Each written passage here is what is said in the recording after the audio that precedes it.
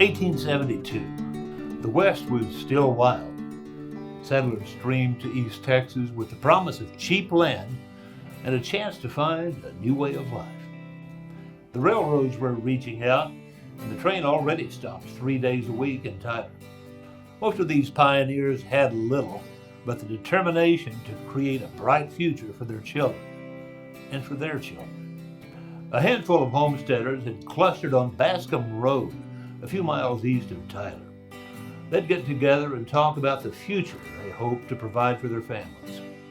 They realized that even in this wide-open frontier, their children must have a formal education. So the men got together and built a one-room schoolhouse. They hired a teacher, and one of the families gave him room and board. The new schoolmaster took on about a dozen students.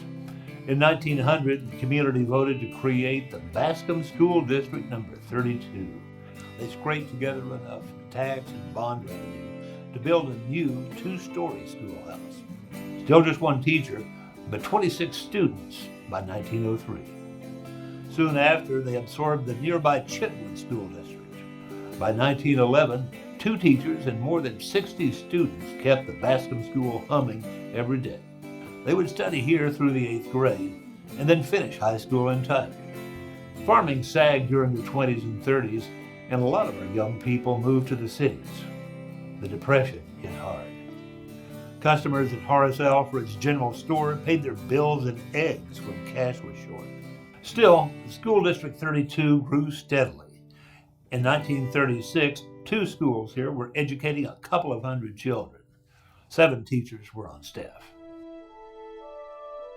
World War II transformed life for the entire nation, but our citizens stayed true to their vision. They merged with the Murph schools in 1941, and soon the Chapel Hill Independent School District was born. Even with the war raging, school construction surged. A new main building with gymnasium opened in 42, and another building shot up the next year. Student athletes competed around East Texas in baseball, basketball, football, and track throughout the war years. 1945, peace at last. The same year, Chapel Hill ISD welcomed the Jackson School into its system. Aside from Tyler, Jackson was the only high school in Smith County that would admit black students. 12 students proudly accepted their high school diplomas in 1951, Chapel Hill's first graduating class. And as the world entered the space age in the early 1960s, Chapel Hill kept growing. A band hall, ag building, cafeterias, a library, and field houses soon appeared. Chapel Hill swelled to become a 3A school district by 1971. Many parents worked nearby at the sprawling plant General Electric had built in the mid-50s. Technology was everywhere. It presented educational challenges and opportunities that the settlers of 1872 could never have imagined. In the 70s, school leaders planted this oak in front of the high school. They named it the Learning Tree, a symbol of their dedication to future students. Chapel Hill ISD in the 21st century is a big 4A system with 5 campuses, 3,600 students, 550 passionate, highly qualified teachers, staff, and administrators.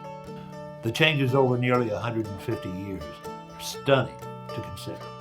The one constant that has not changed since the days of the one-room Bascom schoolhouse is the determination to give our children a bright future. Today, we stay laser-focused on social and academic growth in an environment that is safe and nurturing, an environment that is technologically enriched, where high standards of character and ethics are expected. Shaping the future, one child at a time, the Chapel Hill way.